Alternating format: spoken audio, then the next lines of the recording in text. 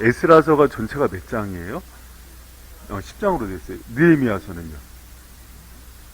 13장으로 되어 있어요. 그래서 10장, 13장인데 두 개가 이제 한 권의 책이라고 배웠고, 그 에스라서 이렇게 보면은 그 1장서부터 이렇게 보면 그 바벨론 70년 포로가 끝나고 하나님께서 도저히 어떻게 돌아올까, 어떻게 회복할 수 있을까, 이렇게 도저히 뭐 보이지 않던 길을 고레스를 하나님께서 감동시키시고 또 역사를 하나님께서 이끌어 가시면서 이스라엘 백성들에게 돌아올 수 있는 그 길과 문을 여시잖아요. 근데 돌아올 때 그냥 돌아오는 게 아니라 그 페르시아 사람들한테 또 남겨진 이스라엘 사람들이 또 전폭적인 지원을 받고, 그래서 많은 물질과 또 후원을 받으면서 이렇게 돌아오죠.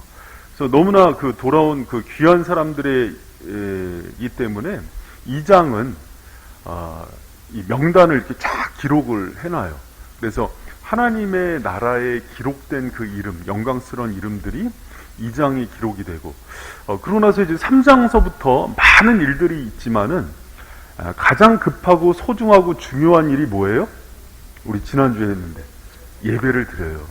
예배를 드려요. 여러 가지 상황들이 있어요. 뭐 생계 문제도 있고 또 주거 문제도 해결해야 되지만은 예배 가운데 하나님께 나오는 것들을 우리가 또 배웠어요. 여러분, 근데 이런 생각을 해요. 이제 그 정도 됐으면은 4장쯤 오면 하나님께서 이제 역사가 막 시작될 것들을 기대를 하죠. 근데 4장에 딱 들어오면은 그 1절에 보니까는 누구 이름부터 나와요? 1절에 딱 시작하자마자 대적들이 이렇게 나와요. 여러분, 우리 그 4장 1절 말씀 같이 한번 읽어보겠습니다. 시작. 유다 베냐민의 대적이 사로잡혔던 자의 자손이 이스라엘 하나님 여호와를 위하여 전을 건축한다함을 듣고 대적들의 이름이 딱 나와요. 그리고 그 2절에 보니까는 스룹바벨과 족장들에게 나와 이르되 우리로 너희와 함께 건축하게 하라. 우리도 너희와 같이 너희 하나님을 구하노라. 아스루 왕 에살할돈이 우리를 이리로 오게 한 날부터 우리가 하나님께 제사를 드리노라. 이렇게 얘기해요. 그러니까 뭐냐면은 성전 건축하고 같이 예배하고 그러는데 우리도 끼워달라는 거예요. 이 사람들 이제 사마리아 사람들인데, 여러분 이 사람들이 그렇게 요구하는 이유가 무엇 때문일까요? 정말 하나님이 성전 사랑해서? 그렇지 않아요. 그래서 성경은 잘 봐야 되는 게 1절에 대적들이에요.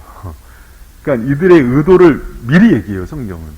이스라엘 백성들이 오히려 성전 건축하는 것들을 방해하고 무너뜨리려는 의도로 얘기하는 거예요. 그리고 여러분 그거 기억나세요? 그 2장에서 족보에서 우리가 족보 배울 때 그 이스라엘 정통 혈통을 증거하는 족보가 없는 사람들을 구분을 하죠. 왜 그럴까요? 정통성 때문에 그래요. 그러니까 이스라엘 백성들이 사실은 바벨론 포로로 끌려갔을 때 신앙의 순수성을 지키지 못했어요. 그러니까 변질되고 그런 것 때문에 이들이 돌아올 때는 하나님 앞에서 그 순수성과 순결성을 굉장히 강조를 많이 해요. 근데 이때 당시에 사마리아 사람들은요, 신앙이 자기들 하나님 섬긴다 그러죠. 그리고 하나님 믿는다 그러죠. 맞는 말이에요. 근데 믿긴 믿는데 이 사람들의 기본 신앙은 혼합주의예요. 다른 신들 다 섬기면서 하나님도 그 우상들 중에 하나로 섬기는 사람들이에요. 그러기 때문에 같이 동역을 못하는 거예요. 자, 가만히 생각해 보세요. 성전을 건축할 때 뭐 백향목 싫어하고 이럴 때 시돈 두로로 갔잖아요. 그 이방 땅이거든요. 그 성경에 보면 예수님이 수로보니게아 여인 그 주인의 상에서 부스러기를 개에게 던짐이 마땅하지 않느냐 이렇게 하면서 그 자신의 딸 고쳤던 여인이 있죠. 그 여인이 이제 시로두론 여인이에요. 그래서 예수님도 이방 사람이라고 그렇게 배척했던 사람인데 그 사람들 도움 받잖아요. 그렇죠? 그리고 잘 생각해봐요. 고레스도 이방 왕인데 도움 받았잖아요. 그리고 돌아오는데 성전 건축에 대한 예물도 페르시아 사람들한테 받았잖아요. 근데 사마리아 사람들이 돕는다 그러잖아요, 지금. 근데 돕는다 그러면 도움을 받아야 돼, 안 받아야 돼요? 아니, 다시. 지금까지 페르시아의 도움받고 이방왕 고레스도 혼합주의예요. 다신론자예요. 다 도움 받았잖아요. 그렇죠? 그러면 사마리아 사람들도 우리도 돕겠다. 성전 건축하는데 돕겠다. 그럼 형평성의 원리상 받아야 돼요, 안 받아야 돼요? 받아야 되죠. 받는 게 맞죠. 그런데 왜 안 받았을까요? 이게 이제 회수인 거예요. 대적이에요. 앞에까지 거기 나왔던 사람들은 이방 민족이었지만 대적은 아니에요. 그럼 이 사람들의 의도는 뭐냐면 성전을 건축하는 걸 돕고 싶은 마음이 없다는 거예요. 오히려 성전이 세워지고 성읍이 보수가 되면은 자신들이 밀려날 걸 알기 때문에 들어와서 방해하려는 의도로 들어온 사람들이에요. 그거를 대적자라 그래요. 그렇기 때문에 그것을 당시에 지도자인 수룹바벨과 제사장 예수아가 그걸 분별해서 막는 거예요. 자, 그래서 뭐라고 그 반응을 하냐면, 자, 3절 말씀 같이 한번 읽어봅니다. 시작. 수룹바벨과 예수아와 기타 이스라엘 족장들이 이르되 우리 하나님의 전을 건축하는데 너희는 우리와 상관이 없느니라. 바사왕 고레스가 우리에게 명하신 대로 우리가 이스라엘 하나님 여호와를 위하여 홀로 건축하리라 하였더니, 정중한 거절이에요. 의도를 알고 대적의 의도를 간파했지만은 너희들이 이런 의도로 해서 우리를 못 짓게 하고 이스라엘 공동체가 형성하는 걸 방해하는 게 아니냐 하고 그렇게 한 게 아니라 고레스의 그 칙령이기 때문에 우리가 다른 이방 민족이랑은 못해 하면서 정중하게 거절을 하는 거예요. 여러분 이렇게 생각하시면 돼요. 이 부분이 조금 이제 해석이 어려운 부분인데, 우리 교회에서 호두 잉글리시 왜 해갖고 나눠주기로 했잖아요. 이번 주에 이제 나눠드릴 거예요. 오신 분들. 근데 이제 김대준 집사님이 저한테 이제 그 회사거든요. 이제 목사님 하나 고민이 있어요. 그래서 뭐예요? 그랬더니 사장이 제7일 안식일교인데 이거 도움을 받아도 돼요? 그러는 거예요. 이거 이제 되게 신앙의 원리. 그러면 제7일 안식일교인데 도움을 받아도 돼요, 안 돼요? 상관없어요. 왜 그런가 하니 여러분, 우리 그 청년들이 다니는 회사 사장들 중에서 예수님 안 믿고 불교 다니는 사장도 있고 이슬람 다니는 사장도 있고 많아요? 그러면 그 회사 나와야 돼요? 왜 말이 없어요? 나와야 되나 보다. 그럼 여러분 지낼 수 있는 게 없어요. 중국 물건도 쓰면 안 돼요. 공산주의이기 때문에.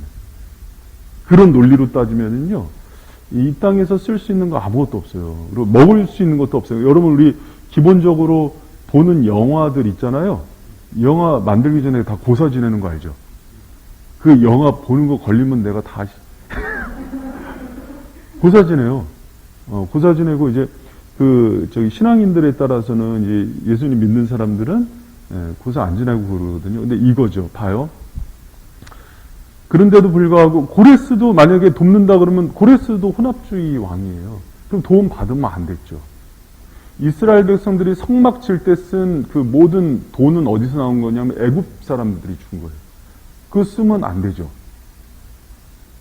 이 신앙관이 정리가 되고 있어요. 되게 중요한 얘기예요, 지금. 그런데, 그러면은, 왜 여기 있는 사람들은 안 되죠?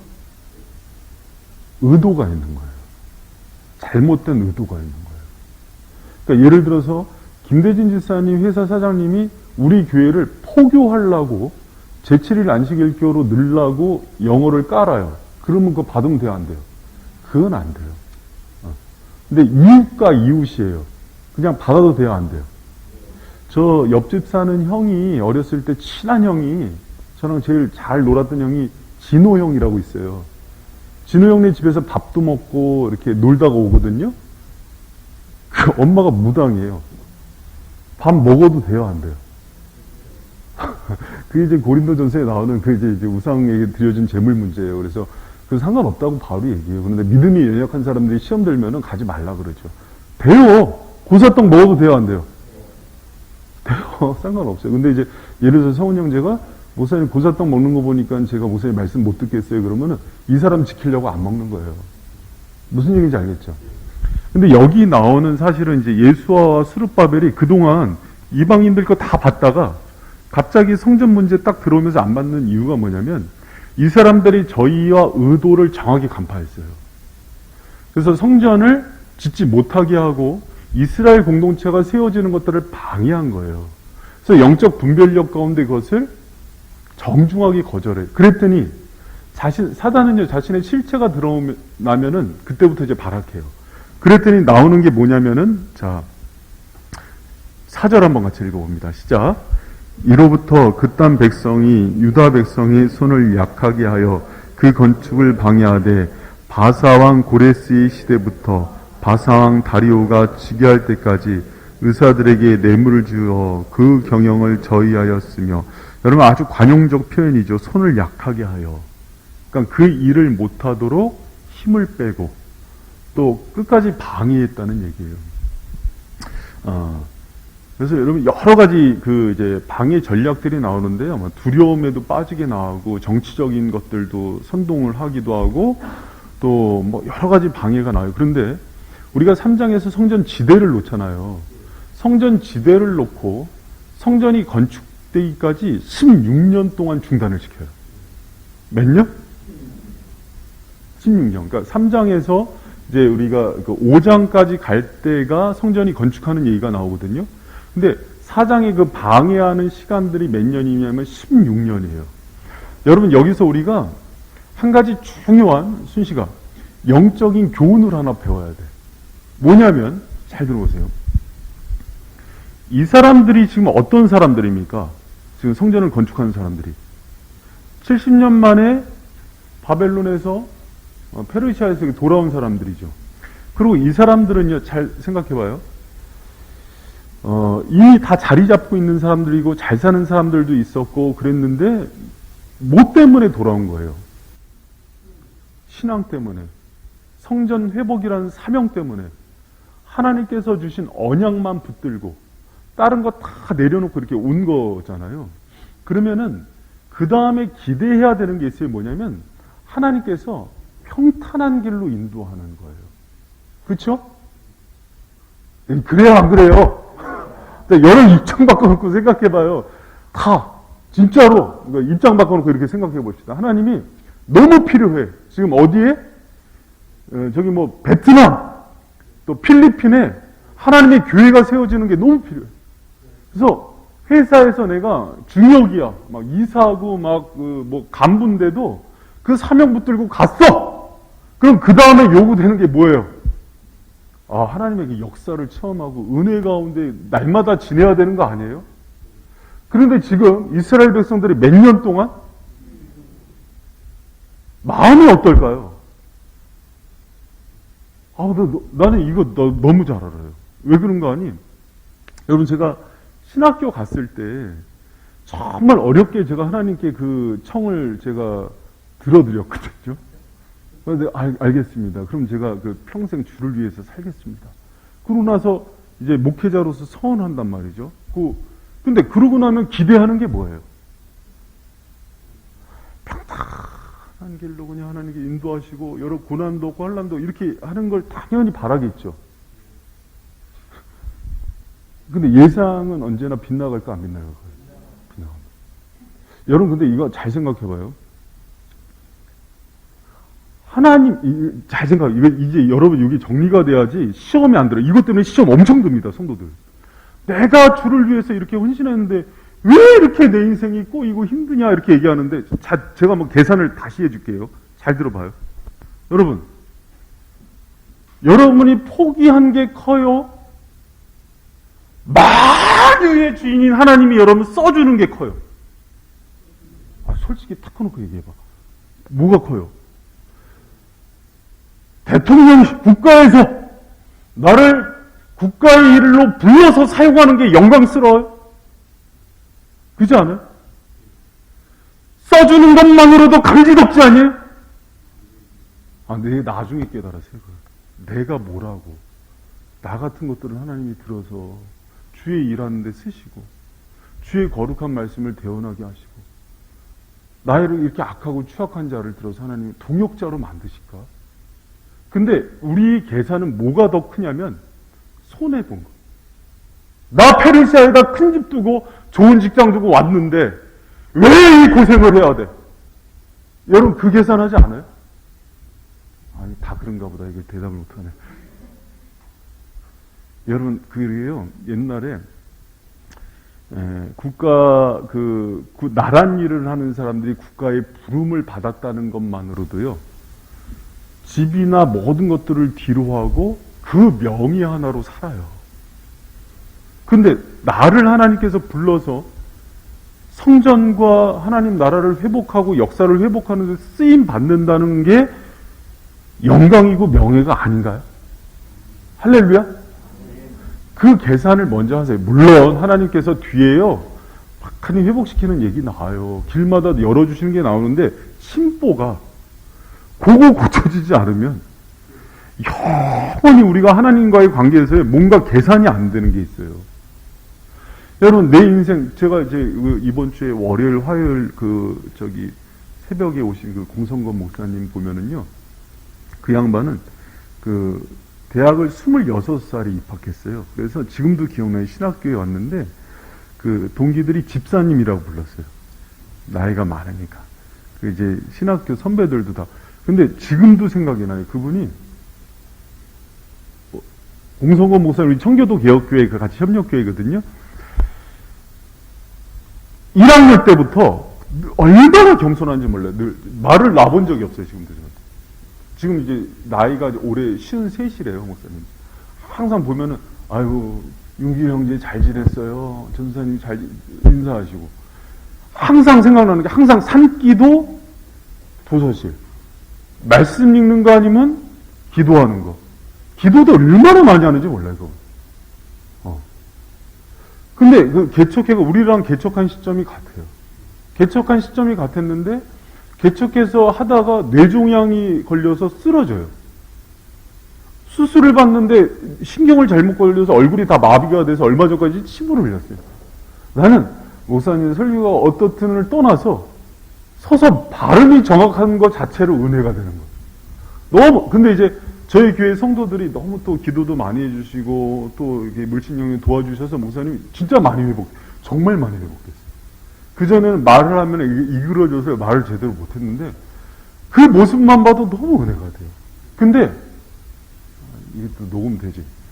김근영 목사님이랑 이렇게 셋이 동기예요. 이렇게 김근영 목사님은 내가 이 사람 만들려고 업어서 이렇게 끌고 다녔던 사람이고 이쪽은 정말 그때부터요 이렇게 신실한 사람이 없어요. 그러면 누가 저 큰 교회 가야 돼요? 내가 볼 땐 그래요. 김근영 목사님 놀 거 다 놀았거든, 김근영 목사님. 여기 그때 머리 이렇게 길러갖고 무슨 락밴드 한다고, 강변가요제, 대학가요제 다 나가서 내가 매니저로 따라가고. 노영심이 심사하고 그때 그랬어요. 근데, 지금도 생각난다. 그룹 이름이 NG였어요. 근데 노영심한테 이렇게 심사하다가 틀렸거든요. 그랬더니, 노영심이, 그룹 이름을 잘 줘야 돼요. NG 났잖아요. 그랬단 말이야. 근데 나는 공성모사님 진짜 목회자 될 줄 알았어요. 그런데 모사님이 참 지금도 이제 사실 10여 명뿐이 안 돼서 교회 등록이 안 돼 있어요. 15명이 돼야지 교회 등록이 돼요. 근데 너무 정직하니까 타협을 안 해. 너무 정직하니까 원래 그러면 이제 가족들 이름 대서 등록을 시키거든요. 안 해. 그렇게 고든 사람이에요. 올곧은 사람이에요. 그래서 그 목사님 설교는 사모님이 은혜 제일 많이 받아요. 그래서 이제 나도 식사하는데 우리 아내가 은혜 받으면 충분합니다. 그런 목사님이 어딨어. 나 진짜 너무 은혜가 돼요, 그 목사님. 근데 하나님이 주는 은혜가 다 달라요. 작년에 큰애 서울대 입학하고 둘째는 큰애보다 공부 좀 더 잘한대. 셋째는 더 잘한대. 목사님 돈 안 들이고 과외도 한 번 안 시키는데 하나님 부어주는 은혜가 다 달라요. 근데 그 목사님이 이제 이번에도 교제하면서 했던 얘기가 뭐냐면, 그러니까 나 같은 걸 써주시는 하나님의 은혜에 대한 고백이에요. 저는 정확하게 하나님의 사람의 고백이라고 봐요. 할렐루야? 네. 그래서 만났는데 내가 진짜 은혜가 돼요. 공목사님 만나면은 인생 자체가 그냥 살아있는 간증이에요. 지금도 걸어다니는.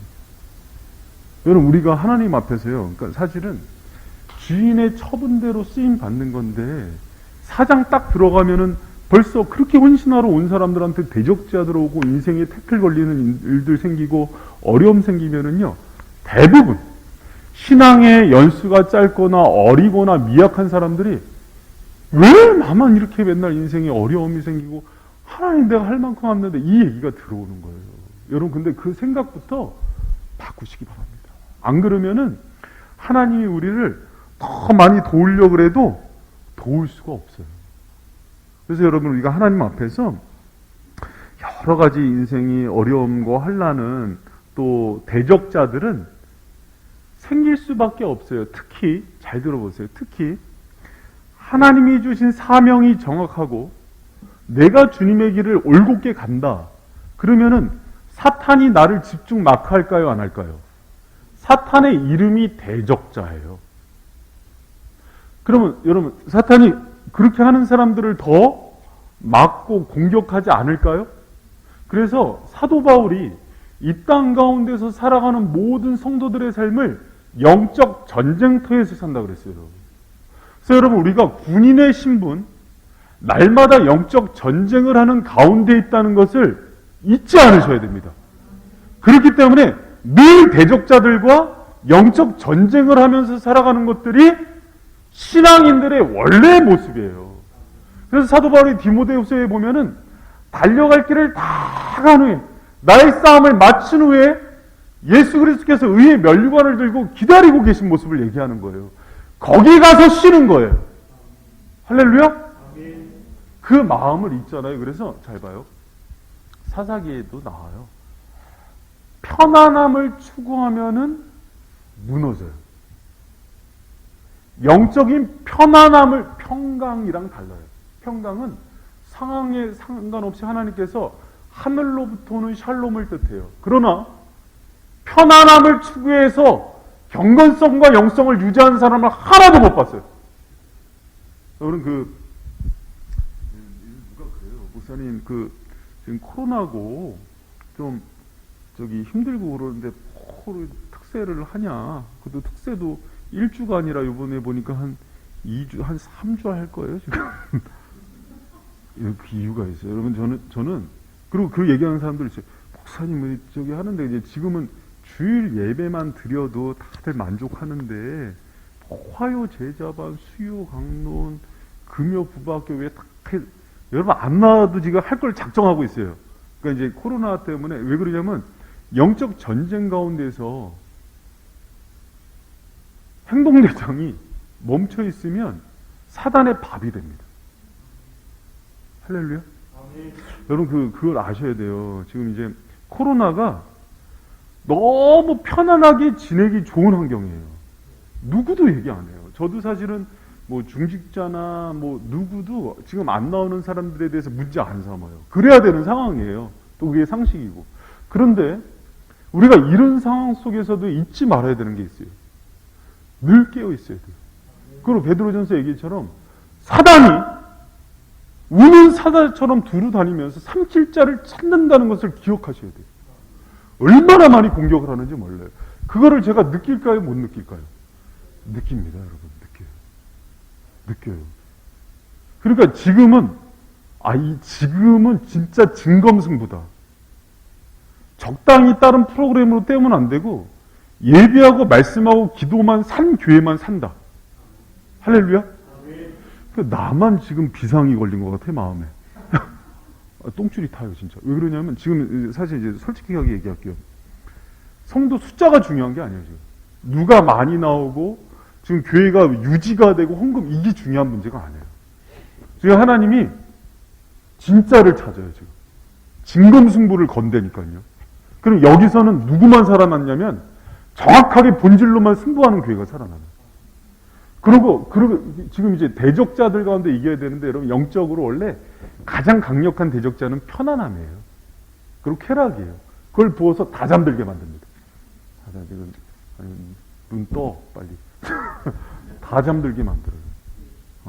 그래서 대적자가 없는 게 문제가 아니라 대적자가 안 붙는 게 문제예요. 다시. 대적자가 지금 나한테 없는 거는 뭐냐면, 여러분 그 전쟁 나면은 특전사 임무가 뭔지 알아요? 김정일 목 따오는 거예요. 특전사는 그래서 헬기로 해갖고 평양에다가 바로 뿌려요. 그럼 쭉 들어가서 그냥 목 따오는 거예요. 어? 그럼 여러분, 김정은한테 특전사가 몇 명이 붙겠어요? 뭐 밀게 사단이 붙겠죠. 그리고 거기만 집중적으로 하게. 트럼프도 요번에 저기 목 이렇게 눌러서 죽은 흑인 문제 때문에 막 시위하니까는 지하 벙커로 숨었다며. 똑같아요, 여러분. 그럼 영적 전쟁한테 나한테 몇 명이 붙을까, 대적자가? 거들떠 안 봐? 영적으로 저기 사탄의 특전사가 붙을까? 그렇다는 거예요. 그래서 예전에 우리 선생님이 했던 얘기가 있어요. 영적으로 그 사람한테 붙은 사단을 보면 그 사람 계급이 떨어진대. 그게 연기에서 하는 얘기예요. 그냥 새겨들어. 딱 봤는데 이등병이 붙었어. 그럼 뭐예요? 딱 봤는데 사단장이 붙었어. 예를 들어. 그만큼 조심해야 된다는 거예요. 여러분, 다윗한테 붙은 사단은 어떤 겁니까? 음란마귀, 살인마귀, 가늠마귀 다 붙잖아요. 그 정도의 사단장이 붙는 거예요. 그러니까 나는 괜찮겠다. 그래서 내가 열심히 안 하는 거예요, 목사님.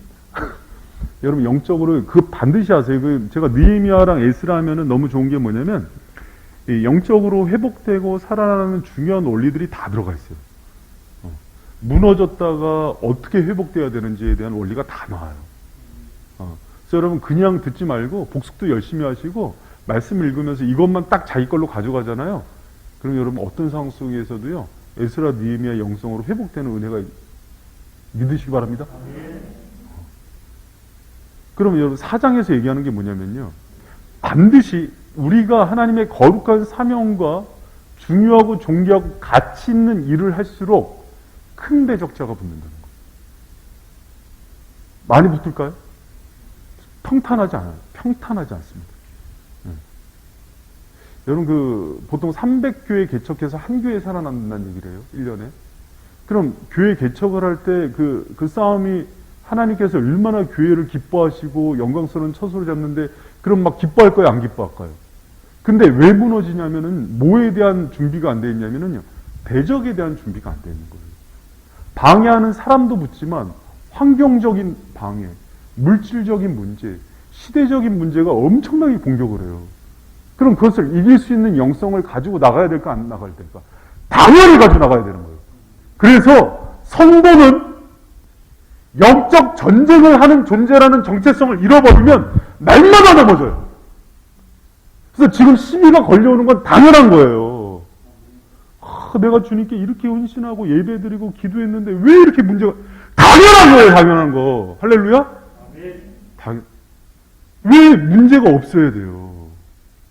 박신양이 했던 유명한 깨달음이죠. 러시아 가갖고 그 지도교수가 시 주면서 해석해 오라고. 너무 힘드니까 자기 인생이. 근데 그 러시아 시의 핵심 주제가 뭐냐면, 왜 인생의 고난이 없어야 되냐고 생각하나, 이거였다고 그랬잖아요. 당연한 거예요, 대적자가 들어오는 거는. 그럼 그거를 이기고 넘어서는 과정을 통해서 반드시 성장합니다. 할렐루야? 여러분, 이렇게 생각해봐요. 여러분 인생에 대적자와 문제와 고난이 없으면 여러분 어떻게 지낼 것 같아요? 저 압니다, 여러분. 교회 안 나와요. 새벽 기도도 안 해요. 믿어도 됩니까? 안 합니다. 너무 그래서 여러분, 하나님이 이렇게 조련사로 쓰시는 거예요, 그 대적자들을. 자, 여러분, 그래서 근데 이 대적자들의 특성이 뭐냐면, 여기서 협력자처럼 보여요. 광명의 천사처럼. 그래서 와서 돕는다고 하죠. 그래서 그거에 대한 분별이 필요한 겁니다. 아셨죠? 근데 여기서 이제 재밌는 얘기가 나와요. 뭐냐면, 자, 5절 한번 보세요. 바사왕 고레스의 시대부터 바사왕 다리오가 즉위할 때까지 의사들에게 뇌물을 주어 그 경영을 저희하였으며, 이렇게 나오죠? 요게 이제 16년 동안 방해를 한다는 거예요. 근데 이제 나중에, 지금 이제 학생부 보니까 우리 성훈 강사님이 학계서 하더라고. 그때 새벽 기도 때 학계 스가랴 했는데, 요때 이제 5장에 활동했던 선지자예요. 근데 요 문제가 들어오니까 학계에서에 보면 하나님이 정반대 거를 지적하십니다. 뭐냐면 문제가 들어오니까는 성도들의 반응이 어떻게 일어났냐면 잘됐다. 이참에 그냥 우리 내실을 기하자. 그리고 집 짓고 자기 사업하는 데 빠져 있어요. 그러니까 문제가 있으니까 핑계가 되는 거예요. 코로나 들어왔으니까 예배 안 들어도 되지. 그리고 다 자기 일과 안일을 껴안으래요. 학계 스가랴가 보니까는 너희들의 문제는 밖의 적의 문제가 아니라 너희 내면의 문제하고 그걸 각성시키는 얘기가 5장에 나오고 학계 스가랴에 나오는 거예요. 하나님이 그 당시에 그 선지자를 보내서 너희들의 그 죄상을 낱낱이 지적하는데 16년 동안 그 죄에 빠져서 나오지 못하는 걸 깨워주는 게 선지자예요. 여러분, 우리가요, 그 신앙생활을 할 때 보면은요, 성장하는 사람들은 해야 되는 이유를 10가지를 찾아요. 성장하지 않는 사람들은요, 왜 내가 신앙생활을 지금 안 하고 있는지를 10가지를 얘기해요. 근데 이때 당시가 그랬어요. 환경적으로 정치적인 외압이 들어오고 어려움이 들어오니까는 그러니까 지금은 우리가 집에서 이렇게 해야 되는 거야 이렇게 하는 거예요. 그러니까 여러분 무슨 얘기인지 알겠죠? 그러니까 우리가 그 대적자들이 사실은 밖에 있지만 그 밖의 대적자들을 통해서 우리 안에 있는 죄성을 깨운다니까요. 그래서 그걸 주저앉게 만드는 거예요. 그것을 깨우는 사람들이 이제 이 본문에서는 다음 주에 합니다. 5장에 학계 스가랴가 나와서 흔들어 깨우는 거예요. 그러니까 우리의 그 죄성이에요. 근데 여기서 이제 보면은 이제 여기 이제 주목해 볼 게 있어요. 뭐냐면 이들이 뭐 뇌물도 주고 돈이 있고 정치적인 힘이 있으니까. 그런데 6절에 보면은 여기 주의해서 읽을 게 있습니다. 우리 6절 말씀 같이 한번 읽어봅니다. 시작.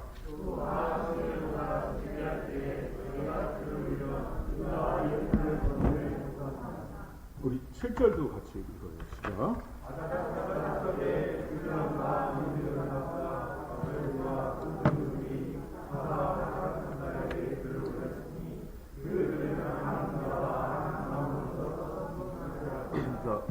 이 부분은 조금 집중해서 들어주세요. 이게 되게 어려운 부분이에요. 지금 이제 볼펜이 있으면은 6절부터 23절까지 이렇게 딱 체크를 하세요. 요거 잘 들어보세요. 성전 재건 때문에 포로를 귀환하게 한 페르시아의 왕 이름이 뭡니까? 고레스죠. 고레스. 그리고 고레스가 나와서 지금 어느 왕으로 들어왔어요? 성전 방해할 때가? 다리오로 들어왔죠. 다리오 때 성전이 재건이 됩니다. 고레스 때. 그런데 보니까, 자, 봐요. 제가 잘 들어봐요. 페르시아에 꼭 기억해야 되는 왕 4명만 기억하면 돼요. 고레스, 그 다음이 다리오, 그 다음에 에스더서에 나오는 아수에로, 그리고 마지막이 아닥사스다. 기억하죠? 요건 알아야 돼요. 그런데, 자, 다시. 언제 성전이 완성됐다? 고레스 때 칙령이 돼서 다리오 때 완성이 돼요. 그리고 성벽, 에스라 느헤미야를 보내서 에스라를 통해서 이스라엘이 신앙을 회복하고 성벽을 회복하는 거는요, 그 뒤에 아닥사스다 때, 아하수에로와. 이해가 됐죠? 자, 그러고 나서 다시 한번 6절을 봅니다. 이제 요걸 봐야지 6절. 또 아하수에로가 즉위할 때 저희가 글을 올려 유다 예루살렘 거민을 고소하니라. 7절. 아닥사스다 때에도 성전 건축을 방해하겠다 이런 얘기예요? 다시 생각합니다.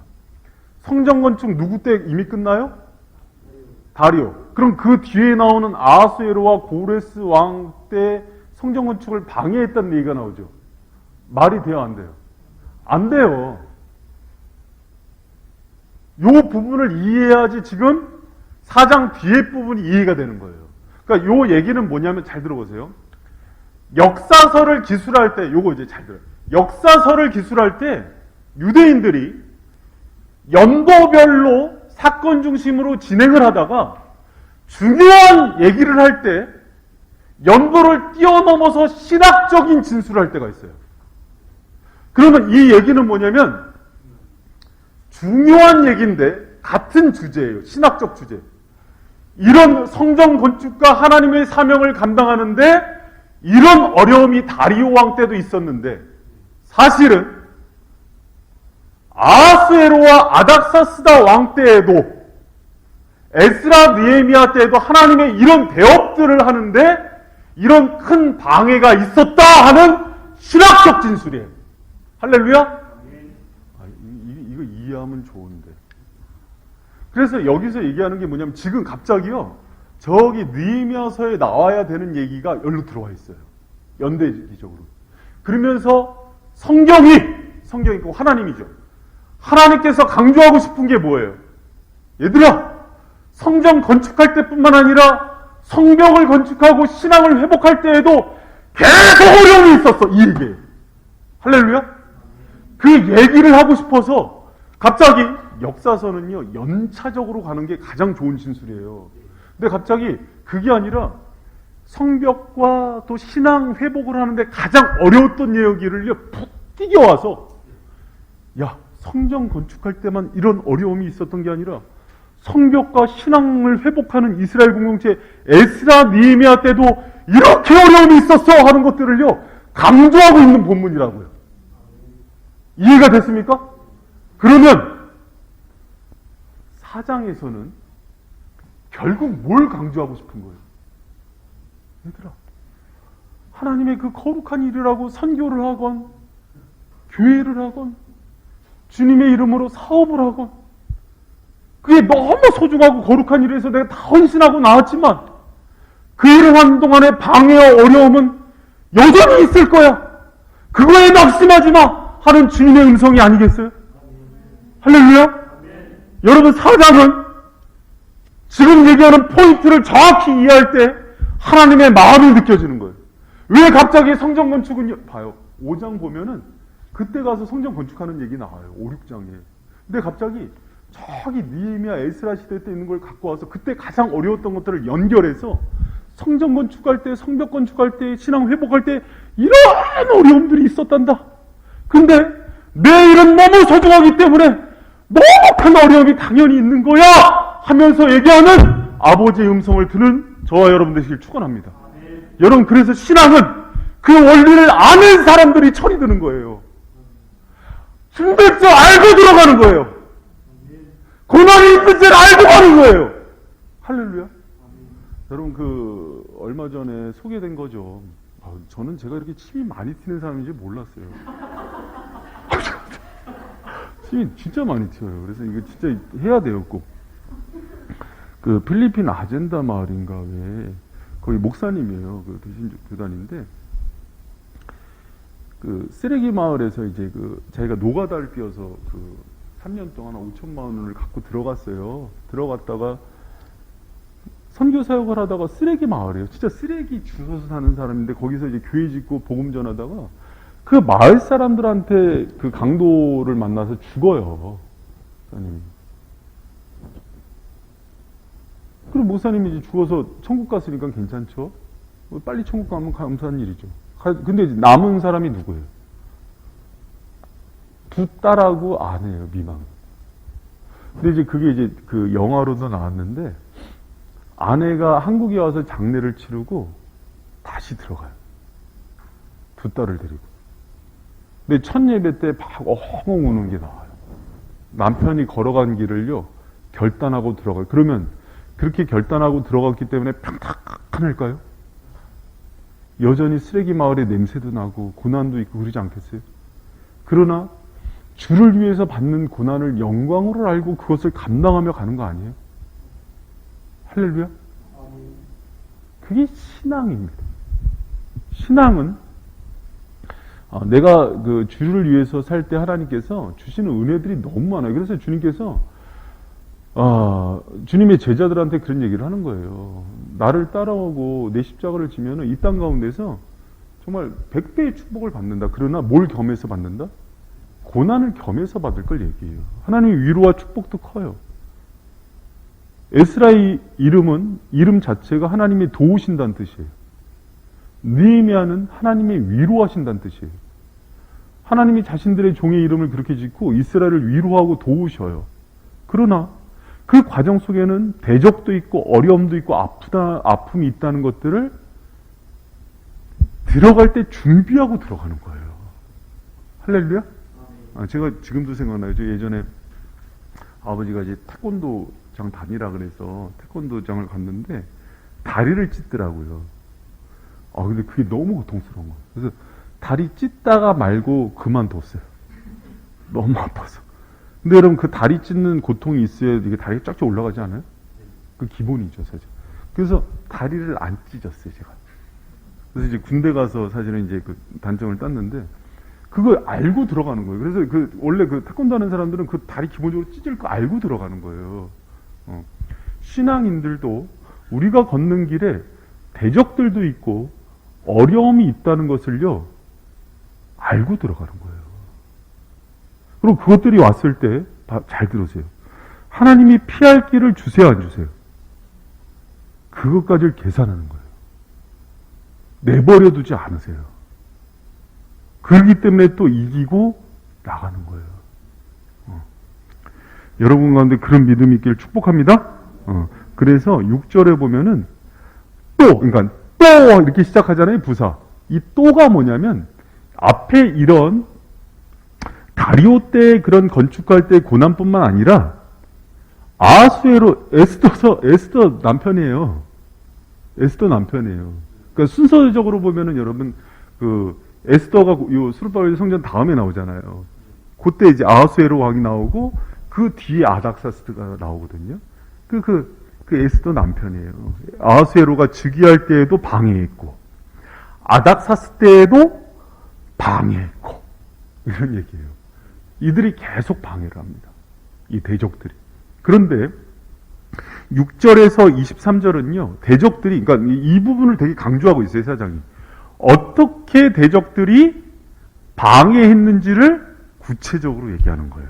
그래도 방해하고 힘들게 했다는 것만 짜증나는데 그렇게 구체적으로 얘기할 게 뭐람? 근데 이제 그 이유를 한번 이제 들어봐요. 자 보세요. 7절에 보니까 아닥사스 때의 이야기로 들어가요. 우리 7절 같이 한번 읽어봅니다. 시작. 아닥사스 때 비슬람과 미드라과 다부엘과 그 동료들이 바사왕 아스타스에게 글을 울렸으니 그 글은 아람 문자, 아람 방언으로. 여러분 특히 이렇게 아람 문자, 아람 방언이 강조된 이유가 뭔지 알아요?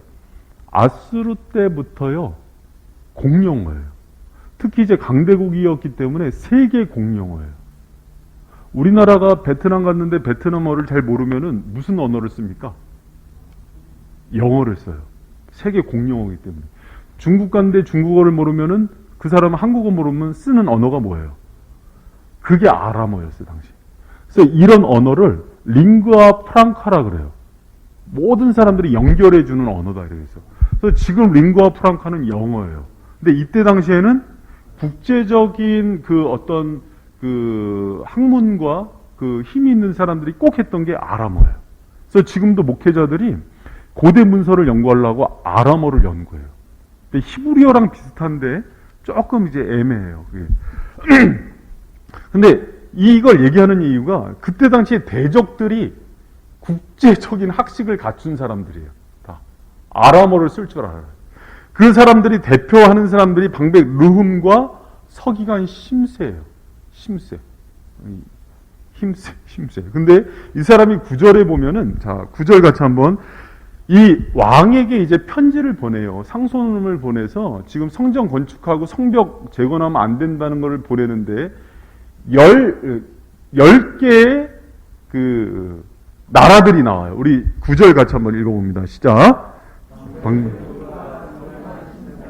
그 동료 디나 사람과 아바사 사람과 다블렛 사람과 아바셋 사람과 아렉 사람과 바벨론 사람과 수산 사람과 데윗 사람 10절입니다. 시작.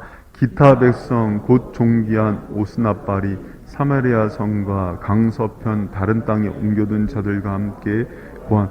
그래서 여기서 보면은요, 그 사마리아 그 땅에 있는 사람들만 성전 건축이나 성벽 건축을 방해한 게 아니라 바벨론 사람, 수산 사람, 애굽 사람에서 다른 나라 사람들도 방해한다는 것들을 상서를 올리는데 뭐를 한 거냐면은 옆에다가 서명을 받은 거예요.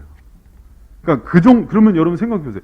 이제 그 바벨론에서 돌아와서 자리 잡기도 바쁜데 지금 누가 견제하는 거냐면 일본에서도 견제하고 중국에서도 견제하고 러시아에서도 견제하고. 그리고 여러분 생각해 보세요. 국가적으로 정치적으로도 지금 이게 가능한 일이에요? 그러니까 학계 선지자가 꾸짖는 것처럼 이스라엘 백성들 입장이 이해가 되지 않아요? 우리가 생존해야 되지 않느냐. 그러니까 우리 집부터 좀 하자. 생계 해결하고 오자. 맞지 않아요? 맞는 얘기예요, 사실은. 인간적으로 보면. 근데 그 부분이 학계가 너희들이 사실은 살려면은 이런 상황 속에서 하나님을 더 의지했어야 된다는 걸 가르쳐 주는 거예요. 근데 여기 보면 이제 그 민족들인데 심지어는 제가 이제 26페이지에 써놨는데요. 디나 사람은 그 사람이 아니라 재판관들입니다. 고위 공직자들이에요. 아바사 사람들도 고급 관료를 뜻하고요. 다블레 사람 또한 관직이고 아바세 사람도 페르시아 제국의 벼슬을 하는 사람들이에요. 그러면 그 뭐 바벨론 사람도 있고 다른 민족 사람도 있지만은 고위 관직자들, 예를 들면은 뭐 안양의 더불어민주당 국회의원도 시장도 같이 서명을 해줬다는 거예요. 지금 이 사람들 여기서 교회 성전이나 성벽 건축하면 안 된다 이렇게 했으니까 16년 동안 멈출만 하죠. 이런 어려움이 있었다는 거예요. 그런데다가 편지를 썼는데 이들이 그 편지의 내용을 보면은요, 11절에 보면은 아닥사스다 왕에게 올린 그 글의 초변은 이러하니 강 서편에 있는 신복들은 왕에게 고하나이다. 왕에게서 올라온 유다 사람들이 우리의 곳 예루살렘에 이르러 이 폐역하고 악한 성읍을 건축하는데 이미 그 지대를 수축하고 성곽을 건축하오니 13절 같이 한번 읽습니다. 시작.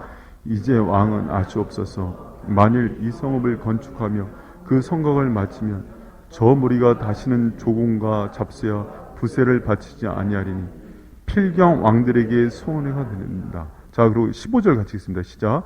왕은 10주의 사기를 살피시면 그 사기에서 이 성읍은 폐역한 성읍이라 예로부터 그 중에서 항상 반역하는 일을 행하여 열왕과 각도에서 손해가 된 것을 보시고 아실지라.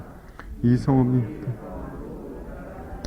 이들이 하는 논리는요, 핵심적으로 두 가지예요. 뭐냐면은 옛날부터 이스라엘 민족들은 야훼 하나님의 신앙으로 성전을 짓기 시작하면은 다른 민족들, 그 주위에 있는 민족들하고 싸워서요, 반역을 일으켰고 또 세금을 내지 않는 민족이 될 거라는 거예요. 근데 이거는 사실은 맞지만 틀려요. 요거는 바벨론 포로 가기 전에 히스기야나 뭐 다른 왕들이 아수르와 바벨론하고 싸웠던 얘기들을 이렇게 만들어내는 거예요. 대적자들의 특징이죠. 거짓말, 거짓 정보. 그리고 또 이들이 하는 얘기가 또 이제 뭐냐면 세금을 안 낼 거다. 여러분 굉장히 지혜로워요. 왜 그런 거 아니? 여러분 아수에로 왕 때 제가 그 300 용사 그 배경이라고 그랬죠. 전쟁을 많이 했는데 싸움에서 많이 패전을 해서 사실은 세금이 많이 필요했어요. 그래서 세금 문제는 굉장히 예민한 문제예요. 그런데다가 당시에 아하수에로 왕 때요, 애굽에서 반란을 일으켜요. 이스라엘 옆에서. 그렇기 때문에 어떤 민족이 반란을 일으킨다는 거는요, 정치적으로 굉장히 예민한 사안인데, 요 대적들이 지금 왕의 가장 민감한 부분을 편지로 올려드리는 거예요. 그러니까 대적들이 똑똑해요, 안 똑똑해요? 상당히 똑똑하죠. 봐요. 자, 앞에 부분부터 봐요. 언어적으로는 링구아 프랑카. 국제적인 그 언어를 갖고 있고, 위치적으로도 상당히 힘 있는 사람들이에요. 고급 관료들이 많고, 또 여론몰이를 할 수 있는 위치에다가 또 정확하게 그 왕이 필요한 게 뭔지를 알고서 상소를 올릴 수 있는 힘이 있는 사람들이에요. 그러니까 이런 사람들하고 지금 이스라엘이 싸움이 되겠어요, 안 되겠어요? 고레스 칙령을 했는데도 불구하고 뒤집을 수 있는 사람들인 거예요, 이렇게 정책적으로. 그러니까 이 속에서 지금 성전을 재건하고 이스라엘 공동체를 회복하는 대업을 이루어야 되는 거예요. 여러분 생각해봐요. 하나님은 분명히 70년 포로를 할 때 정말 사방에 우겨쌈을 봐서 도저히 회복할 수 없을 때 역사를 컨트롤해서 고레스를 통해서 그냥 갑자기 자고 일어났는데 가라 이렇게 했잖아요. 근데 이스라엘 사람들이 헌신해서 돌아온 이후로는 오히려 이런 어려운 상황에 노출되게 하시잖아요. 이 부분이요, 하나님이 일하시는 방법이에요. 이게 굉장히 재밌습니다. 그런데 이때 하나 생각할 게 있어요. 아하수에로 때 심지어는 어떤 일이 일어나냐면 에스더서에 가면은 하만이라는 아멜렉 족속이 이스라엘 남겨진 이스라엘 백성들을 이렇게 100만 이상을 멸절하려고 그러죠. 그때 누가 등장해요? 에스더가 모르드기와 함께 금식하면서 이 문제를 해결할 사람은 누구다? 나다. 그걸 알고서 죽으면 죽으리다 하고 3일 금식하고 나가죠. 잘 들어보세요, 여러분. 자, 지금 이 대적자가 있는 게 중요한 게 아니라 하나님이 문제를 역사 속에서 어떻게 풀어가는지가 중요해요. 근데 지금 아하수에로와 아닥사스를 거치면서 일어난 문제예요. 아하수에로 왕 때는 그렇게 이스라엘을 또 지키기도 했어요. 그런데 지금 아닥사스다 들어와서 이제 이거 실력 그러니까는 아닥사스다가 뒤에 보면은 너무 논리적이잖아요. 정치적인 이슈도 잘 건드렸죠. 새몰이도 했죠. 그래서 통과시킵니다. 조서를 뒤에 보면은 금지시키게 해요. 그럼 이제 어떻게 해요? 대안이 없죠. 그런데 여러분 이거를 하나님이 어떻게 해결하는지 알아요? 요거를 푸는 게 느헤미야서 1장으로 넘어가요. 요 배경이 바로 느헤미야서 1장이에요. 아닥사스다 왕 때 성전과 성벽이 회파되었다함을 듣고 느헤미야가 옷을 찢으며 금식을 해요. 왜 금식을 했는지 알아요? 에스더랑 똑같은 심정이에요. 지금 아닥사스를 직접 만나고 이걸 풀 수 있는 사람은 유대인들 중에 딱 한 명 있어요. 그게 누구예요? 자기라는 걸 직권적으로 합니다. 느헤미야가. 그래서 금식을 한 이유가 뭔지 알아요? 이거를 얘기하면 죽을 수 있어요. 정치적인 그 백그라운드가 권력자들이 엄청 많다는 걸 또 알고 있어요. 그리고 아닥사스다도 이 문제 앞에서는 반란 문제 때문에 더 이상 이스라엘 편을 못 들어준다는 걸 알아요. 그런데 그래도 대항마는 느헤미야 자신뿐이 없다는 걸 그가 알았어요. 그래서 이 배경을 알고 느헤미야를 읽으면요, 느헤미야가 얼마나 신앙이 깊고 하나님을 사랑하고 자기 인생을 들여서 하나님께 헌신하는지를 알게 되는 거예요. 그래서 슬픈 기색 가운데 우는데 아닥사스다가 마음이 바뀐 거예요. 할렐루야. 하나님이 일하시는 게 이렇게 신묘막측해요. 때로는 고레스를 통해서 역사를 문을 트기도 하고, 때로는 그 권력자들이 뒤에서 다 컨트롤했는데 느헤미야를 그때 술 맡은 관원장으로 옆에 붙여놓을 게 뭐란 말이에요. 그리고 느헤미야가 그 소식을 형제들한테 들어요. 이를 이만저만해서 이제 요거 읽어봐요. 어떻게 나오냐면, 자 봐요. 자, 여러분 이거 막 감동이 안 밀려와요? 나만 그렇구나. 나 이거 하는데 막 정신을 못 차렸어요. 하나님은 어떻게 이렇게 전략도 다양하시고 대적들은 많아서 한치 앞을 못 보지만은 이제는 도저히 선술길이 없다 그러는데 그 옆에 하필 에스더가 있을 건 뭐야? 하필 느헤미야가 있을 건 뭐야? 그게 아하수에로와 아닥사스 왕 때 어려움을 얘기하지만 사실은 성경 여기저기에 하나님이 이걸 어떻게 풀어갔는지를 얘기하는 놀라운 성경이에요. 여러분 하나님 믿을만 하지 않아요? 나 하나님 너무 감동이에요. 근데 우리는 다 뭘 바라는지 알아요? 고레스 칙령. 대부분 성도들이 그렇습니다. 대부분. 성도들이 대부분 원하는 게 손 안 대고 코 푸는 거예요. 힘든데 하나님이 역사적으로 불도저로 쫙 밀어서 내가 에스더처럼 헌신할 거 생각 안 해요. 느헤미야처럼 금식해서 내가 왕을 알아내서 이때를 위함이다 하고 나갈 걸 생각을 안 해요. 그러니까 역사가 안 일어나는 거예요. 하나님은 때로는 아무것도 안 한 상태에서 말씀만으로도 천지를 창조하고 홍해를 가르기도 하지만요, 때로는 요단강에 네 몸을 빠뜨려라 그러고 가를 때가 있다고요. 그럼 여기 4장에서의 대적자들과 모든 문제를 해결하는 것은 홍해의 전략이에요, 요단의 전략이에요? 요단이라고 왜 말을 못해? 요단의 전략. 그러니까 하나님이 참 그게 하나님 너무 하나님이 일하는 법을 배워야 돼요. 성경은 신과 함께 일하는 법을 배우는 거예요. 내 방만 제가 이제 어저께도 제자훈련하면서 어저께도 그냥 저녁에 소리 좀 그만 쳐야지. 2시간씩 소리치고 나면 아주 진이 나빠져. 그거 하면서 그런 얘기. 여러분 성령 충만이 능력입니까? 인격입니까? 인격이죠. 근데 우리나라 사람 뭘 더 좋아한다고? 그럼요. 근데 여기는 인격을 만드는 장이에요, 능력을 만드는 장이에요? 그러면 4장은 인격을 만드는 장입니다. 그렇게 하나님께 헌신하고 충성하고 또 하나님께 내 인생을 드리는 걸 통해서 하나님께서 일하는 게 뭔지를 가르치는 장이라고요. 할렐루야? 아, 그럼요. 여러분, 그래서 말씀만 막 읽을 때마다 막 이루 말할 수 없는 그 희열과 막 감동이 나만 몰려오나? 너무 감격스럽지 않아요? 하나님이 역사의 면면을 이렇게 이끌어 가시고 또 우리도 예측하지도 못하는 방식으로 이끌어 가시는 거예요. 아무리 아하수에로가 폭정을 하고 뭐 깡패고 뭐 여색을 밝히는 왕이라도 하나님이 또 뭐 에스더 통해서 그냥 마음 확 바꿔놓고 하만 죽이게 하고 뒤에 보면 에스더서 아무리 그 뒤에 방백들이 국제적인 그 전략과 무대로 해도 일본이 뭐 우리나라 아무리 독도 자기네 거라 그래도 하나님이 확 뒤집으면 우리 거지 뭐.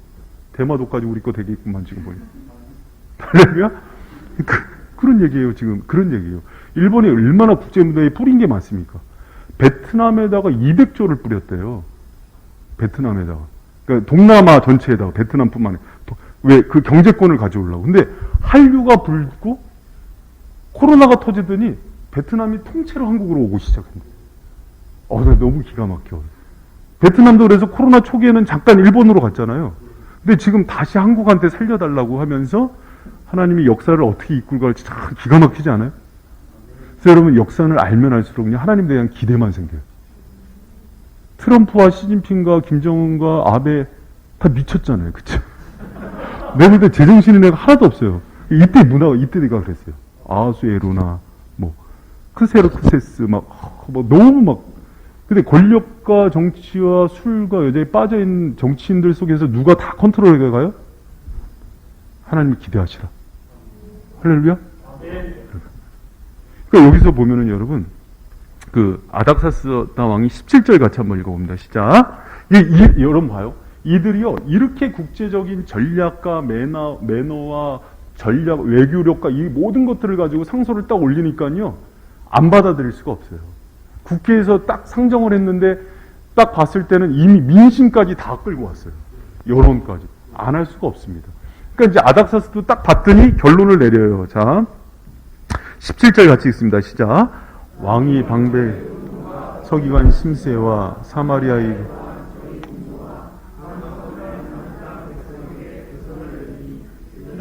너희는 평안할지어다. 너희의 올린 글을 내 앞에서 낭독시키고자 왕처럼 읽으셔야 돼요. 19절 시작. 명하여 살펴보니 과연 이 성읍이 예로부터 열왕을 거역하며 그 중에서 항상 폐역하고 모반하는 일을 행하였으며 옛적에는 예루살렘을 주재하는 큰 구당이 있어서 강서편 모든 땅도 주재하며 조은과 잡세와 부세를 저에게 다 바쳤던 우리 21절이 중인데 같이 읽습니다. 시작. 이제 너희는 명을 전하여 그 사람들로 역사를 그치게 하여 그 성을 건축지 못하게 하고 내가 다시 조서를 내리기를.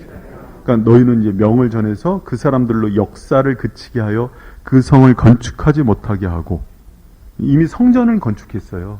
다리우. 그리고 내가 다시 아닥사스다 왕이에요.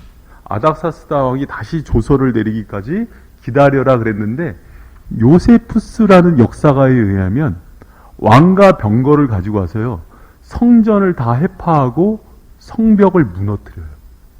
그래서 느헤미야서 1장을 보면은 느헤미야서 빨리 넘겨봐요. 느헤미야서 요게 느헤미야서 배경이 돼요. 1장에 보면은 자 1장 2절에 나의 한 형제 중 하나니가 두어 사람과 함께 유다에서 이르렀기로 내가 그 사로잡힘을 면하고 남아있는 유다 사람과 예루살렘 형편을 물은즉. 3절 같이 읽습니다. 시작.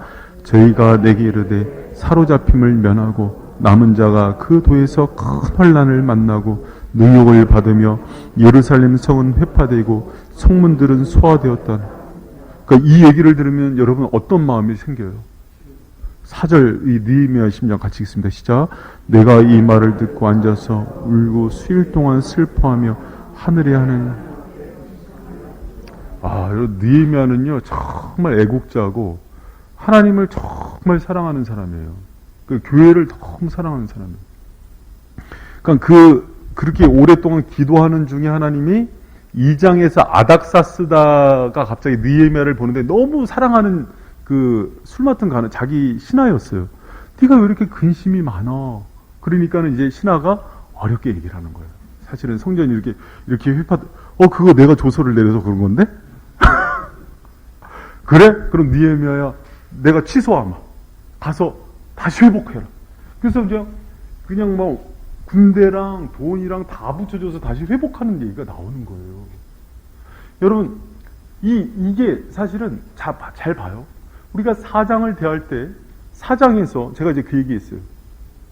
너무나 중요하고 가치 있는 하나님의 사명을 감당하기 때문에 반드시 대적과 환난과 반대와 고난이라는 필수적인 게 들어와요. 그것에 대해서 성도들은 꼭 그것들을 맞이하고 이겨낼 준비를 하는 게 성숙한 성도예요. 그런데 지금 아하수에로와 아닥사스다 왕 때 일까지 소환하면서 신학적 진술을 하는 이유는 대적과 아픔과 방해가 있는 게 아니라 그 뒤에 있는 하나님의 지혜를 알려주기 위함입니다. 할렐루야? 이전에 고레스를 통해서 역사와 왕들을 움직여서 다시 이스라엘을 포로에서 귀환하게 하신 하나님이 지금 그 폭군인 아하수에로와 아닥사스다 뒤에서 또 어떻게 역사에서 성전과 성벽을 회복해 하시는지에 대한 그분의 전략이 다시 한번 나오는 거예요. 여러분, 우리가요, 어둠의 긴 터널을 지나는 방법이 있어요. 앞에 시선을 집중하고 저기 보이는 빛을 보면서요, 묵묵히 인내하면서 가는 거예요. 여러분, 우리 인생길 가운데 어려움과 환난과 고난의 때는요, 와요. 근데 그때는 뭘 키우는 때냐면 또 한 번 하나님의 대안에 대한 기대를 갖고 그분께 집중하면서 가는 시간이에요. 다시. 사장이 우리한테 얘기하는 게 뭐냐면 역사뿐만 아니라 우리의 인생길에서도 이런 대적과 어려움과 아픔과 칠흑 같은 어둠과 아픔의 때는 반드시 온다. 그때는 하나님의 대안이 있음을 믿고 그분을 집중하면서 나가는 시기예요. 할렐루야. 여러분, 그걸 경험하지 못하면 일 터져서 또 어려움 생기면 또 주저앉고 돌아갔다가 또 와서, 그래서 이제 물로 치면은 그거죠. 깊은 물에서 수영 한번 못 해보고 팔만 담그다가 나오는 인생. 여러분, 저는 이제 우리 바이셈 수요 강론 느헤미야 에스라 듣는 분들한테 이 정도의 영성이 있길 축복합니다.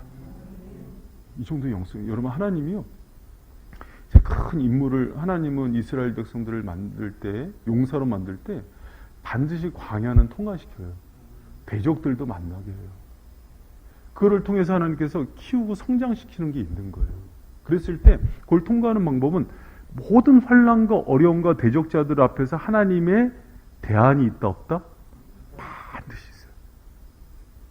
정말 손쓸 수 없었던 포로 70년의 세월 속에서도 하나님은 대안을 갖고 있었고요. 그리고 이렇게, 여러분 보세요. 이 대적자들의 이야기를 이렇게 디테일하게 하나님께서 얘기하고 이들이 어떤 언어를 갖고 있었고 어떤 여론을 형성하고 있었고 어떤 민족과 관료들을 동원했고 또 어떤 정치적인 이슈와 또 역사적인 걸 얘기하는데 역사 프레임을 씌웁니다. 그러니까 보면 아닥사스다가 반역의 프레임으로 보니까 반역으로만 보이는 거예요. 역사가 그래요. 그게 반역이 아니라 우리나라도 여러분, 일본이 보면은 우리나라가 항일 운동을 한 게 아니라 일본에 대해서 반역을 한 걸로 보이잖아. 근데 우리는 독립운동이잖아. 그러니까 그 프레임을 쓰여서 아닥사스를 이렇게 컨트롤해요. 그러나 그랬던 아닥사스다도 아니 그 신화 얘기가 뭐라고? 느헤미야 얘기해? 아하수에로도 이스라엘 하만 얘기 듣고 쓸어버리려고 그랬다가 갑자기 저녁에 잠 안 자는 날 모르드게가 했던 행실을 보고 거꾸로 하만을 달아 죽여라. 그러면서 이스라엘 백성, 그때 당시에 여러분 최소 100만이에요. 5만족이 와 있잖아. 95만. 최소가 95만. 최소가. 그래서 학자들에 따라서는 200만에서 250만도 잡아요. 그러면 나머지 신들러 리스트지, 유대인들 다 학살하는 것처럼 그렇게 학살할 계획을 세웠다가 하나님이 뒤집어 버린 그 역사가 사실은 4장 뒤에 몇 명이 이루고 있어요. 그렇다면 생각해 보세요. 여러분, 잘 생각해봐요. 우리 인생 가운데도 하나님 이 길이 맞다면, 잘 봐요. 제가 얘기하는 거는 죄 져서 당하는 고난의 길 얘기하는 거 아니에요. 그거는 회개하고 돌이키는 거예요.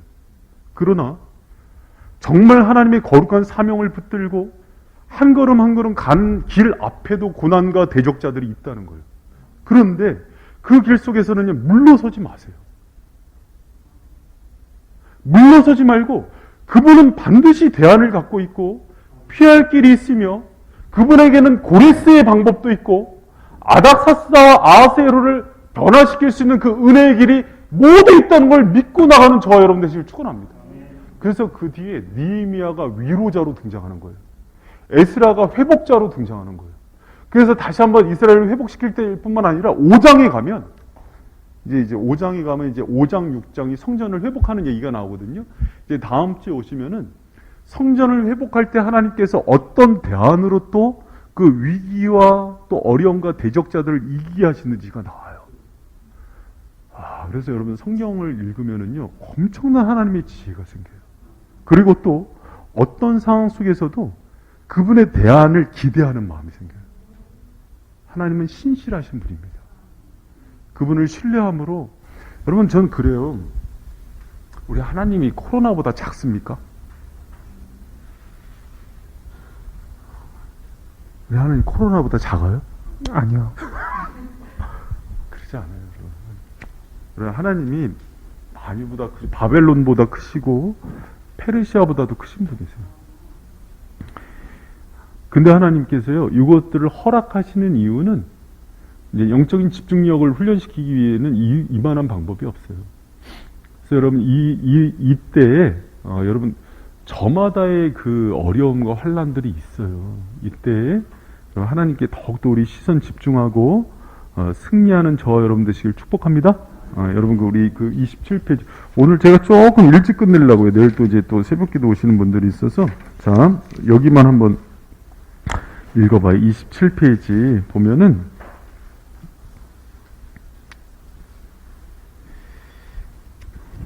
자 밑에서 하나 둘 셋 넷 이들의 방해 때문에 이 부분 우리 하진 자매가 읽어주세요. 큰 목소리로.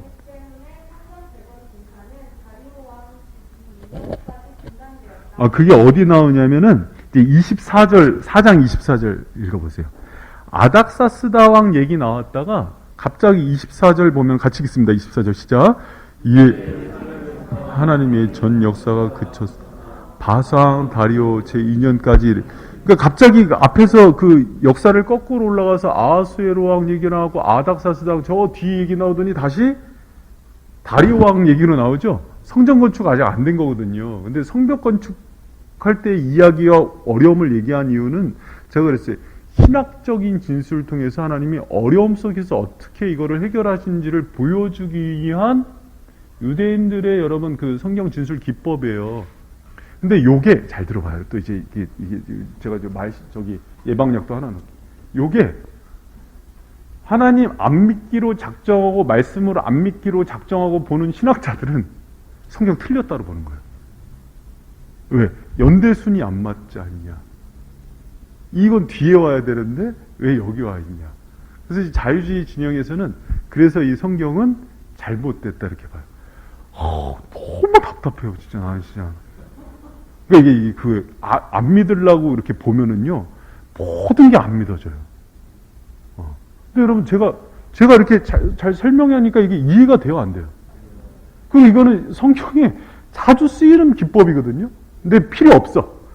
역사는 연대적으로만 진술이 돼야 돼. 이렇게 얘기하는 거예요.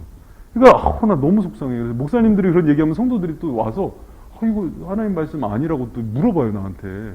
그래서 목사라고 다 목사 아닌 거야?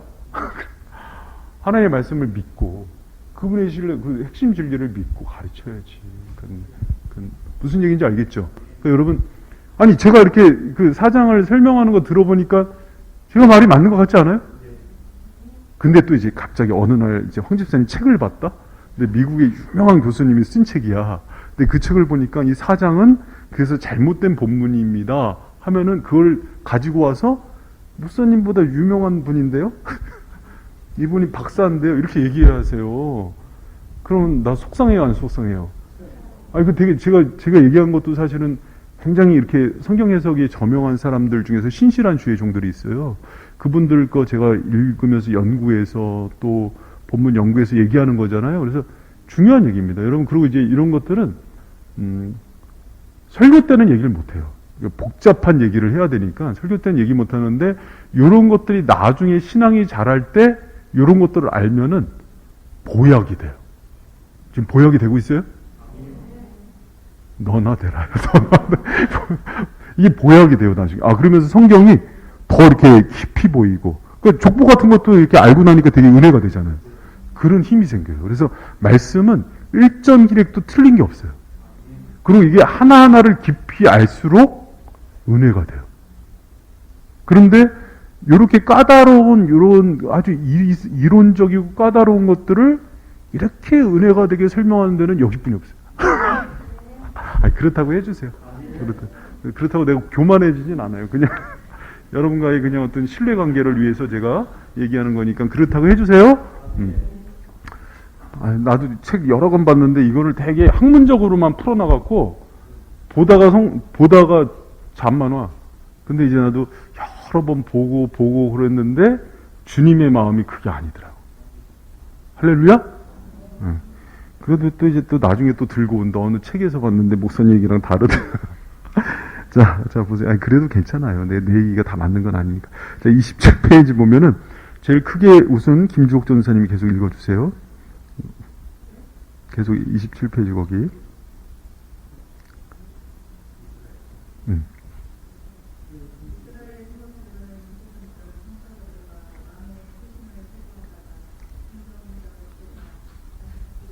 다시 바뀐 거예요, 이렇게. 24절에. 이해가 됐죠? 그러니까 요 부분은 여러분이, 어떤 의미인지, 또 왜 이렇게 됐는지 누구한테 설명할 정도가 되겠죠? 거의 신학생보다 나은 거예요, 그럼, 진짜로. 되게 어려운 지금 해석이에요, 오늘 했던 게. 근데, 여러분이 이게 이해가 되고, 이해가 될 뿐만 아니라, 영적인 의미까지도 깨달아지죠? 아멘 2명. 처음부터 다시 합시다. 이거 되게 중요한 거예요. 그래서 4장은 이 부분을 이해하지 못하면 4장은 이해가 안 되는 거예요. 그래서 4장을 보면은 대부분 그 부분을 해석하지 않고 넘어가고 어떤 데는 이 뒷부분을 성전 재건에 대한 방해로만 해석하는 잘못된 해석도 많아요. 이거는 이제 그렇게 소환이 된 건데, 그래서 여러분이 그렇게 누가 물어보면 정확하게 이렇게 이해시키고 여러분도 알고 있으셔야 됩니다. 자, 우리 황 집사님 계속 읽어주세요. 이러한 성경의 관심은 성경 제국과 제국이라는 하나님의 사명을 이루기까지 이스라엘이 극복해야 할 반대와 어려움은 도저히 감당할 수 없는 어려움이지만 이스라엘의 유일한 대안은 다른 것이 아니라 오직 하나님만 되어야 한다는 것입니다. 여러분 이건 너무 중요해요. 여러분 자 보세요. 이 사람들이 국제적인 언어로 무장하고 여론조사도 하고 또 그 인맥도 좋아요. 인맥도 좋고 또 정치적인 이슈도 잘 잡고 가끔 기독교 목사님들하고 이렇게 전 심야 토론, 백분 토론 이렇게 보면은 답답할 때가 있어요. 목사님들이 너무 준비 안 하고 와서 믿음으로만 우기는 분들이 있어요. 근데 대부분 상대방 진영에서 준비하는 거는요, 이렇게 논리적인 준비를 많이 해요. 그럼 우리도 이런 준비 해야 될 거야, 안 해야 될 거예요? 하는 건 맞아요. 최대한 하지만은 우리의 힘으로 할 수 없는 부분이 나와요. 그랬을 때 우리의 대안은 누가 돼야 돼요? 우리에 대한 하나님이 돼야 돼요. 그걸 배우는 게 위기를 극복하고 어려움을 통과하고 대적자들을 이기는 굉장히 중요한 영적인 방법이에요. 근데 이것들을 누가 많이 했느냐가 그 사람의 수준이에요. 그리고 영적인 그 군사의 그 원리를 배우는 거예요. 그 영적인 전쟁이.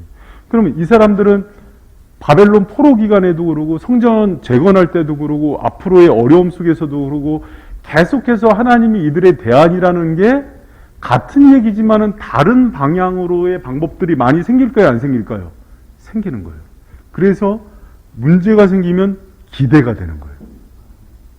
그리고 하나님을 통해서 그분 나의 대안이신 하나님을 통해서 답을 내는 것까지를 가는 거예요. 그분이 답을 주는 걸 계속 경험했으니까. 네. 성훈 형제 계속 읽어주세요.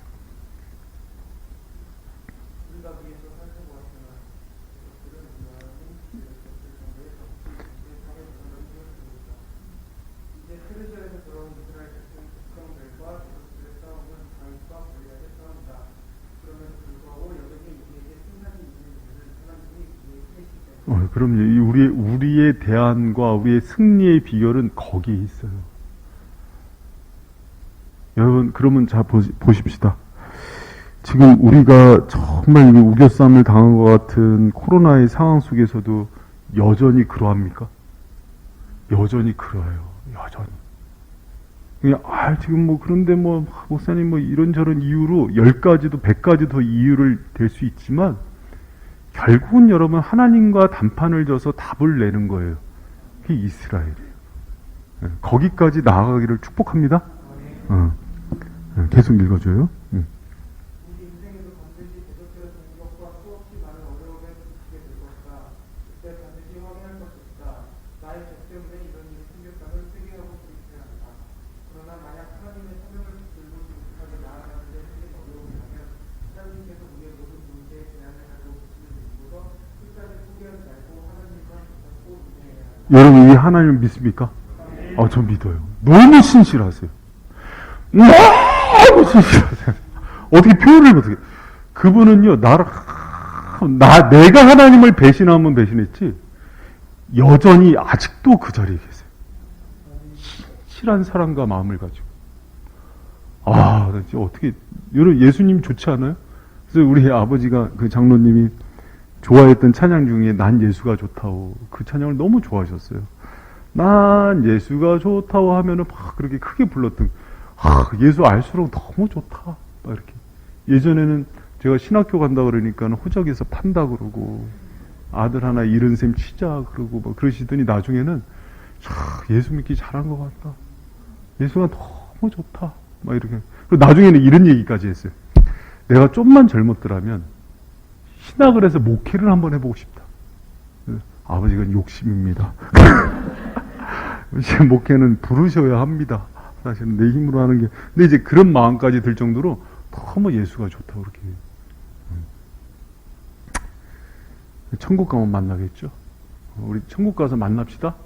근데 천국 갔는데 없어. 야, 걔 어디 갔냐? 하진아, 걔 어디 갔냐? 선생님, 저도 찾는 중이에요. 곤란하죠, 그럼. 자, 계속 자, 미옥 집사님 읽어주세요.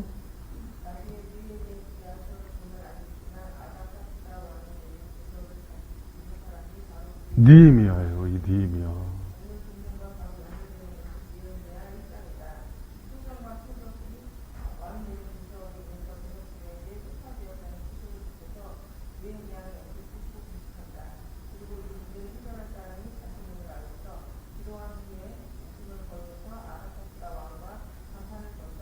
여러분, 이제 너무 나는 이게 감격스러운 거예요. 아하수에로 때 그 남겨진 그 이스라엘 95만 명을 살린 거는 한 여인, 에스더의 금식 기도로 살렸고, 5만 명을 살린 거는 느헤미야의 금식 기도로, 금식 기도가 힘이 있구나.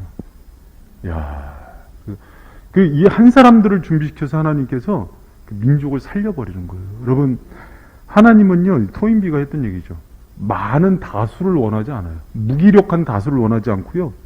하나님께 100% 헌신된 창조적 소수를 원합니다. 할렐루야? 저는요, 우리 바이셈이 이 많은 그 군중과 무리가 안 됐으면 좋겠어요. 하나님께서 찾으는 그 한 사람, 정말 헌신된 제자들이 되길 축복합니다. 일당 100 그런 은혜가 있길 축원합니다. 계속 읽어주세요.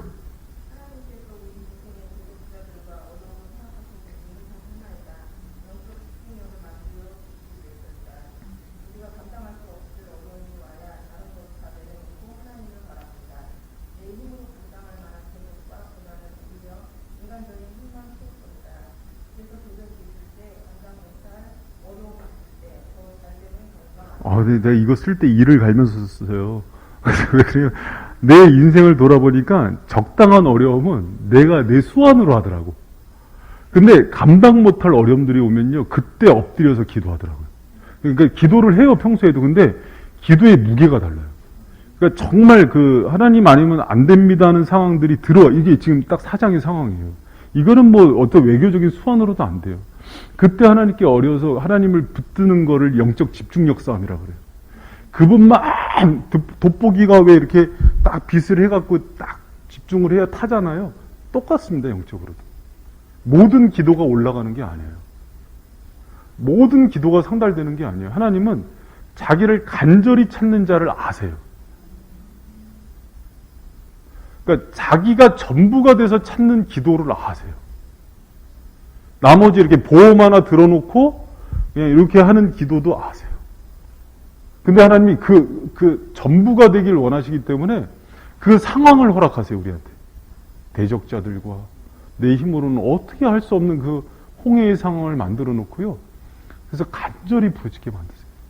여러분, 그 상황이 오면은 하나님을 찬양하고 감사하는 저 여러분 되시길 축원합니다. 근데 그게요, 하나님과의 관계의 깊이를 만들고 영성을 만들어요. 그게 결국은 영성을 만들어요. 여러분, 저는 오늘날 많은 교회들이 뭐 300교회가 돼서 개척이 안 된다 이런 얘기를 하는데, 사실은 그 많은 어떤 방법론이나 어떤 물질 문제가 아니에요. 이 싸움이에요. 옛날 목사님들이 이 싸움이 있었어요. 비닐하우스를 쳐놓고도 하나님하고 이 싸움을 해서 받아냈어요. 근데 오늘날은 너무 편안해졌어요. 우리 바이센도 너무 편안해졌어요. 옛날 돗자리 깔던 때를 생각해야 되는데 너무 편안해. 그러니까 큰 교회에서 온 사람들은 이게 뭐가 편안해? 그렇게 있지 않겠소, 성원? 세종한교회는 거기 호텔인데 우리나라에서 제일 좋은 성교관이 있는 교회 중에 하나가 세종한교회예요. 너무 좋아요, 세종한교회. 식사도 그러고. 그 제일 아름다운 카페가 있는 교회 중에 하나가 또 세종한교회예요.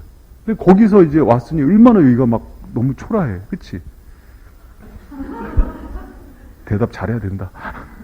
근데 이제 이런 광야 같은 데서 영성을 길러내야 돼요, 사실.